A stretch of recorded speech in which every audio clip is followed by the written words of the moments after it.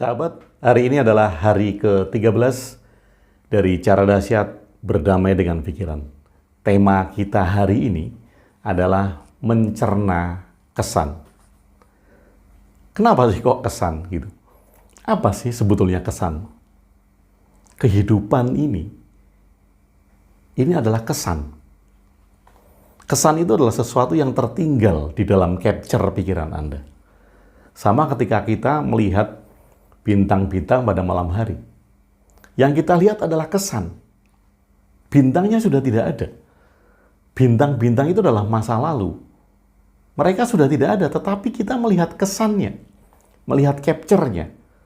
Bahwa perjalanan kita ke bintang-bintang itu, atau cahaya bintang-bintang itu ke bumi, dan kita lihat, itu memerlukan jutaan tahun cahaya. Sehingga ketika bintang itu hilang, sudah musnah, kita masih bisa melihat cahayanya. Karena cahayanya baru sampai pada kita. Nah, kehidupan kurang lebih demikian. Jadi ketika Anda marah terhadap sesuatu, sebetulnya Anda mencerna kesan, sehingga Anda menganggap bahwa itu marah. Ketika Anda sedih, Anda mencerna kesan, sehingga Anda menganggap itu sedih. Lalu peristiwanya hilang. Peristiwanya sudah berlalu, peristiwanya sudah hilang, peristiwanya sudah musnah. Tetapi Anda tetap menggenggam kesan tersebut. Seolah-olah peristiwanya tidak pernah berlalu. Seolah-olah peristiwanya abadi. Dan kesan itu selalu tercapture di dalam pikiran. Nah, kenapa? Karena kita tidak mencerna kesan tersebut. Sama ketika Anda benci terhadap seseorang. Hanya karena apa? Hanya karena mungkin tetangga Anda salah kirim masakan. Yang diberikan adalah masakan yang sudah basi, belum dihangetin. Kemudian Anda menganggap bahwa tetangga Anda itu mau meracuni Anda. Peristiwa itu terjadi hari Minggu. Hari Minggu dia tetangga nganter masakan kepada Anda, basi, dan Anda marah. Sayur itu Anda buang. Besoknya hari Senin, Selasa, Rabu, Kamis, dan seterusnya, tetangga Anda itu sudah menyapa Anda baik-baik. Ya dari sejak hari Minggu itu tetangga Anda akan menyapa Anda terus seperti biasanya. Tetapi apa yang terjadi?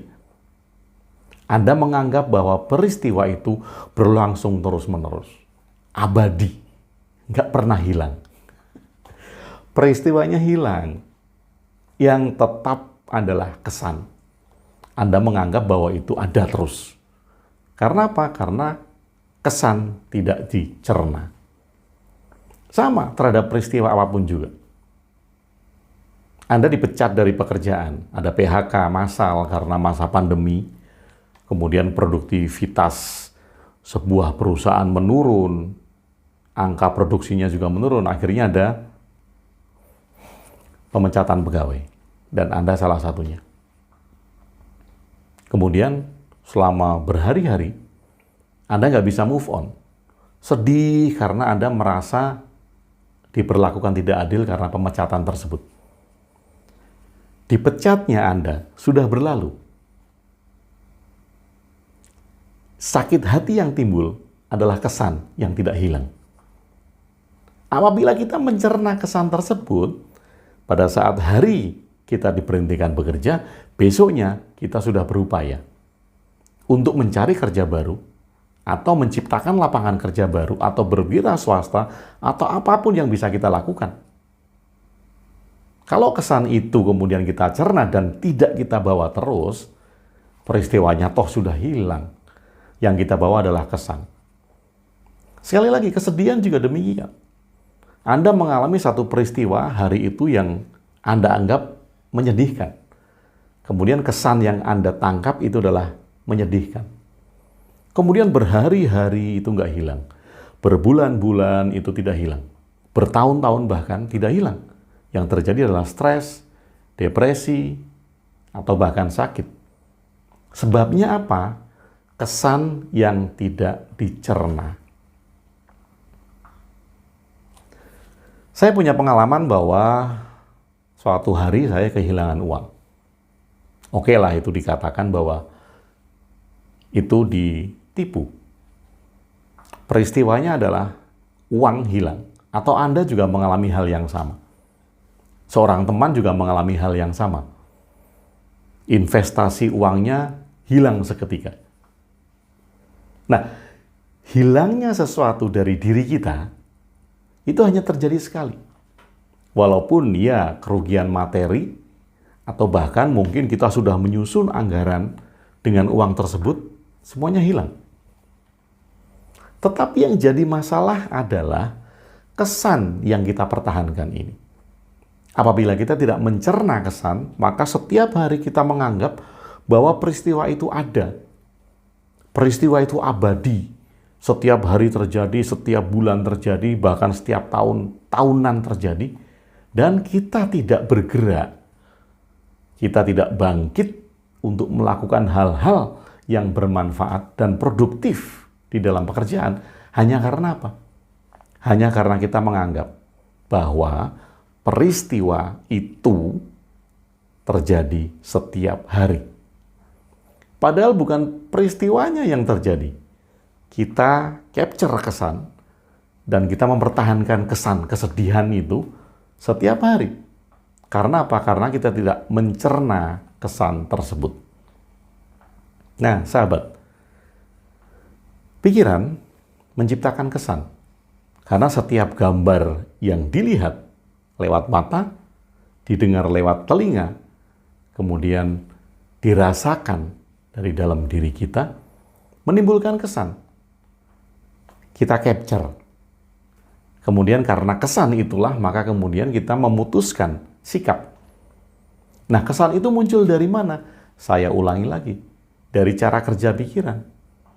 Mengidentifikasi, menganalisa, membandingkan, kemudian memutuskan.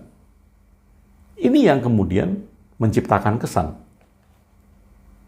Sekali lagi, karena kita mengidentifikasi, karena kita menilai, karena kita membandingkan, dan kemudian kita memutuskan, maka kemudian kita mempunyai kesan.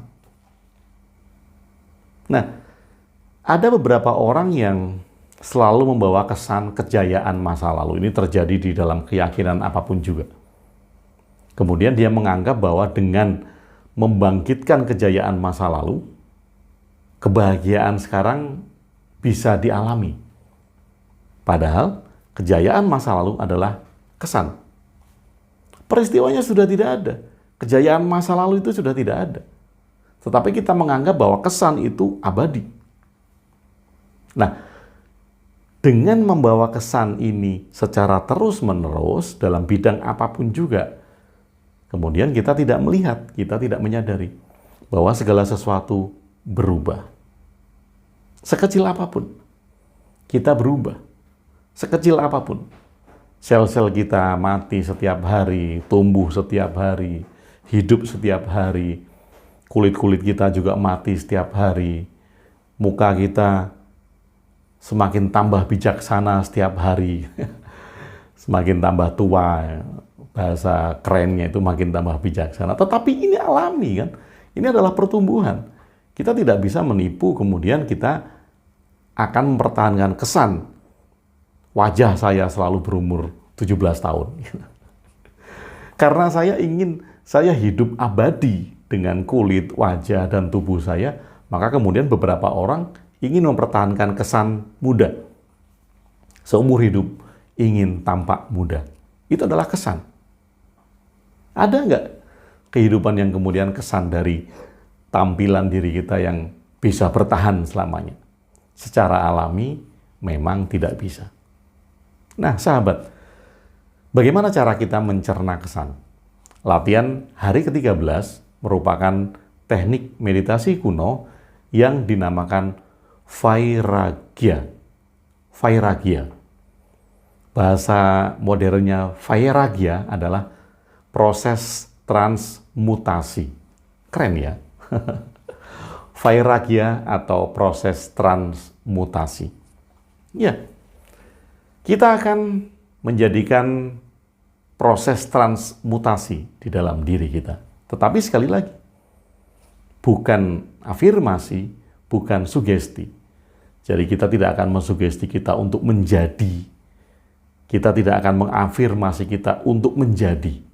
Kita hanya cukup menyadari saja bahwa ada kesan masuk, ada kesan yang didaur ulang, dan ada kesan yang kemudian kita keluarkan. Sekali lagi, kenapa kita menyadari 3 proses ini? Dalam vairagya ada 3 proses. Yang pertama adalah proses masuk, yang kedua adalah proses daur ulang, yang ketiga adalah proses pengeluaran. Yang didaur ulang, kita menyerap sesuatu yang bermanfaat bagi diri kita. Kemudian dalam proses pengeluaran, kita mengeluarkan sesuatu yang tidak bermanfaat bagi diri kita. Lalu sesuatu yang tidak bermanfaat ini kita keluarkan menjadi sampah lagi dong. Ya, dan alam akan mendaur ulangnya dengan sistemnya sendiri. Lain kali kita bicara tentang alam, bagaimana alam itu mendaur ulang dirinya sendiri. Bagaimana alam itu menyeimbangkan dirinya sendiri.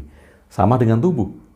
Kita punya proses daur ulang, kita punya proses untuk menyeimbangkan diri kita sendiri. Kembali ke vairagya atau proses transmutasi. Ada 3 tahap dalam vairagya. Sesuatu yang masuk, didaur ulang, kemudian dikeluarkan. Untuk itu latihan hari ke-13, siapkan tempat khusus.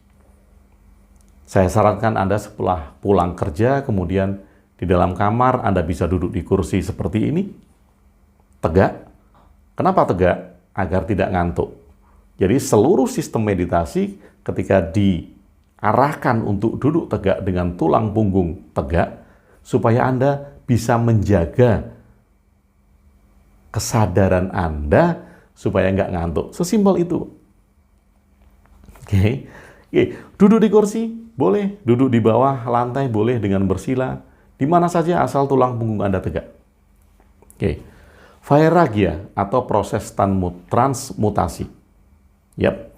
Pada saat Anda menarik nafas, tarik nafas. Ketika menarik nafas, Anda cukup bilang bahwa aku menarik kesan.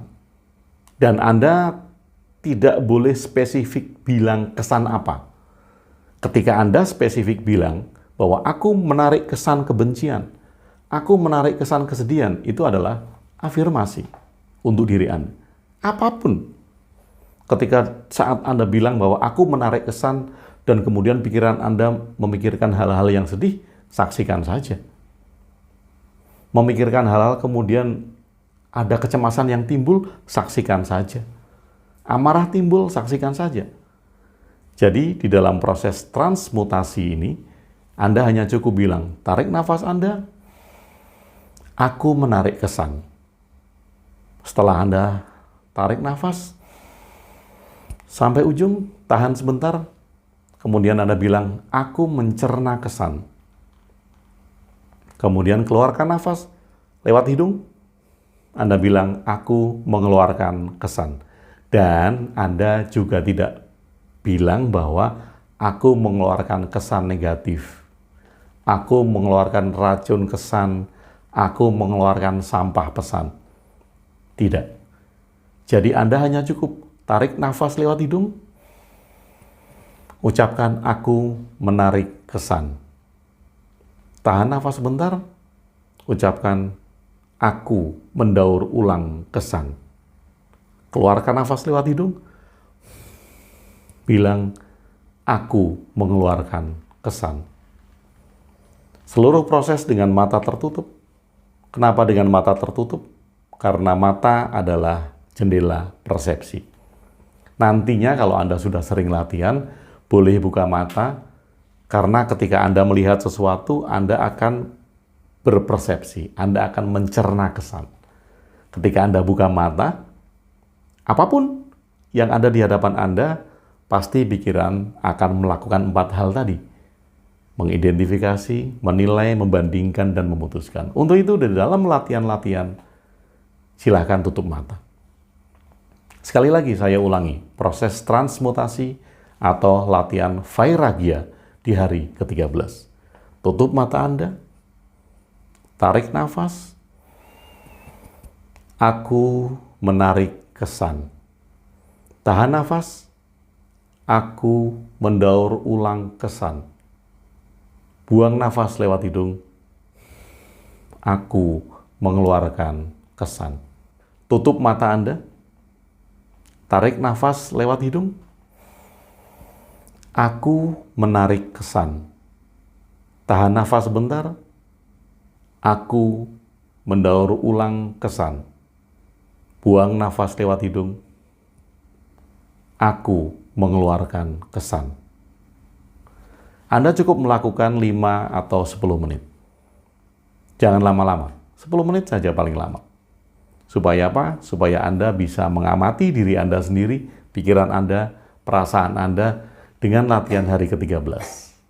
Sahabat, selamat berlatih Vairagya, selamat berlatih untuk proses transmutasi. Salam cinta dan bahagia dari saya, Agung WB.